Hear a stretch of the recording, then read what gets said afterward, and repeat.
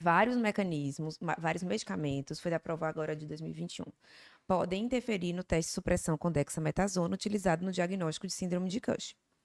Qual das opções abaixo indica uma droga que reduz o metabolismo da dexa, podendo induzir, portanto, um resultado falso negativo nesse teste? Na parte de neuroendócrino, assim, sempre vai cair coisa de medicamento, que é que interfere com os testes, porque nenhum teste vai ser, assim, essa maravilha de todos, então sempre vai ter aquelas situações de falso positivo, falso negativo e tal. Então, veja, ele está perguntando qual a droga que reduz o metabolismo da Dexa. E aí, letra A é contraceptivo oral, letra B, amiodarona, letra C, fenobarbital, letra D, pioglitazona. Olha aí a glitazona de novo. Então, veja, a gente precisa entender o que é isso, né? Esse teste de supressão com dexametasona utilizado no diagnóstico da síndrome de Cushing. Então, a síndrome de Cushing vai cair, todo ano cai. Tem que saber, assim, que precisa fazer uma sequência de investigação diagnóstica, que muitas vezes é o que cai. Então, primeiro passo, descartar o uso de corticoides, de corticosteroides exógenos, sempre. Segundo passo, confirmar o hipercortisolismo. Terceiro passo, definir a etiologia. Então, assim, se a pessoa pula os passos, vai definir a etiologia primeiro, vê um paciente assim, já pede uma ressonância de hipófise, vai dar errado.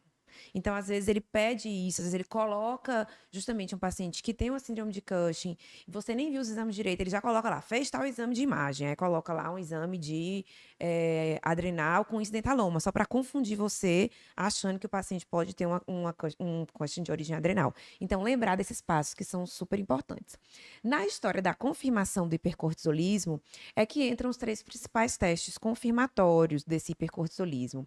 O cortisol livre, urinário das 24 horas, cortisol salivar noturno e a supressão com miligrama de Dexa. Geralmente, a gente faz os três testes. Cushing não é uma doença fácil, assim, da gente... Tem muita coisa que interfere, falso positivo, falso negativo. Algumas condições clínicas que eu não posso utilizar a supressão com miligrama de Dexa, que eu não posso utilizar o cortisol livre urinário, porque o paciente tem uma disfunção renal, enfim. A gente acaba utilizando mais de um desses testes para confirmar o hipercortisolismo.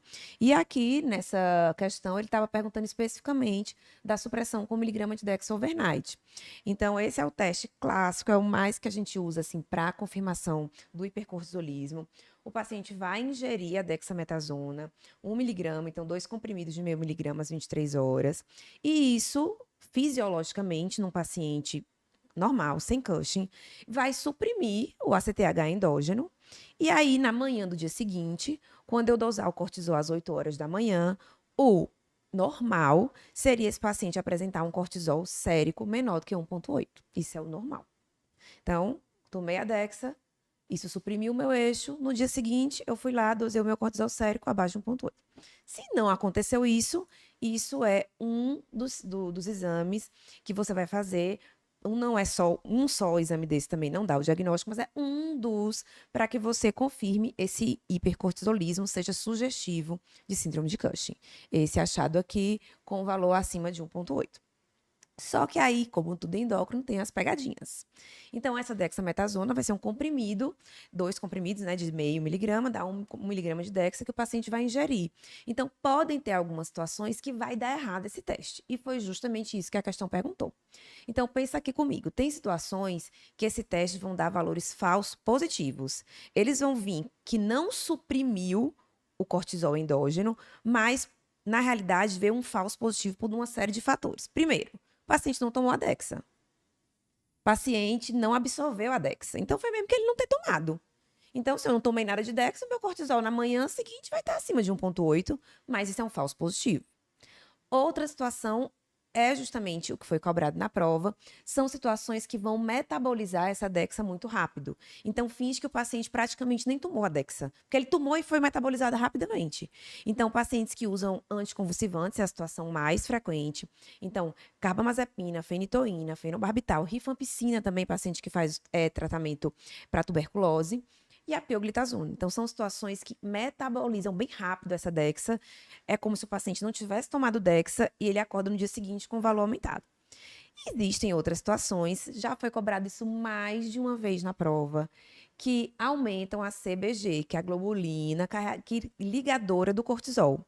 Então, quando eu estou falando aqui desse cortisol pós 1 miligrama de Dex, é um cortisol total, não é o cortisol livre.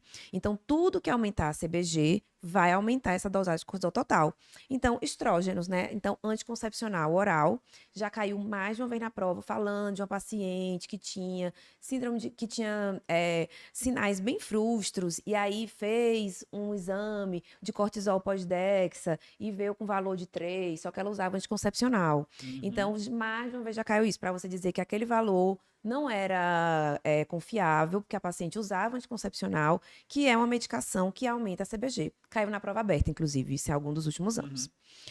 Então, é um falso positivo. Então, nessa situação, a gente não confia no valor do cortisol após 1 miligrama de Dexa. Além das situações de pseudo-Cushing. Então, etilismo, depressão, obesidade, são situações que podem dar valores um pouco falsos positivos. E aí, o contrário. Quais são situações que podem dar falso negativo? Ou seja, é um paciente que de fato tem Cushing, mas o resultado ele consegue suprimir depois de 1 miligrama de Dexa. Então, é o contrário, são situações que metabolizam aquela Dexa mais lento. Então, tudo que faz com que a Dexa dure mais tempo no corpo, dura tanto que acaba suprimindo o cortisol sérico de uma pessoa que até pode ter Cushing. Geralmente são antifúngicos, inibidores de protease e tá aí a amiodarona. Então, é uma coisa que faz com que a dexametasona dure mais tempo e acaba suprimindo, dando um falso negativo. Assim como a doença hepática crônica, né? A Dexa vai ser metabolizada lá no fígado. Então, se o paciente não tem lá um fígado funcionando, a Dexa fica muito tempo circulando, pode dar um falso negativo. Isso, quer queira ou quer não, é uma fisiologia também, né? Dessa questão aqui do o que metaboliza rápido, o que metaboliza devagar. Então, ele perguntou qual era a situação que pode dar um falso negativo. A gente viu que o contraceptivo oral pode dar um falso positivo, pelo aumento da CBG. E o fenobarbital e a pioglitazona vão metabolizar muito rápido aquela Dexa e podem dar falso positivo também. Então, a resposta é a letra B, certo? Então, tem que saber não só o teste, mas essas pegadinhas do teste. Bem, espero que você tenha gostado desse formato de vídeo mais curtinho. Se você gostou e quiser ver outros vídeos como esse, clica aqui nesse vídeo, tem um formato parecido, o pessoal gostou bastante. E se você quiser conhecer, quiser assistir ao vídeo que deu origem a esse corte, né? Esse vídeo ele foi retirado de um outro maior, de um outro completo. Clica aqui à esquerda que você poderá conferir o nosso conteúdo completo.